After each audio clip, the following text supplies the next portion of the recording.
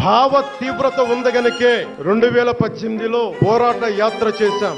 ఓటమి భయం లేదు కాబట్టే 2019లో పోటీ చేశాం.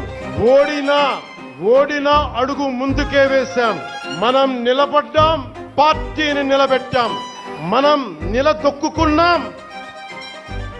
నిలదొక్కుకోవటమే కాకుండా 4 దశాబ్దాల టీడీపీ పార్టీని కూడా నిలబెట్టాం.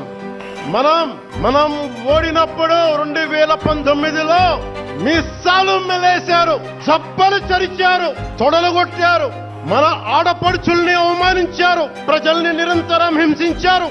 ఇదే న్యాయం అని మన నాయకులు, మన జన సైనికులు, మన వీర మహిళలు అందరూ అడిగితే, గొంతెత్తితే వారిపైన కేసులు పెట్టారు, జైళ్లలో పెట్టారు, నిర్బంధంలో తోశారు. 4 దశాబ్దాల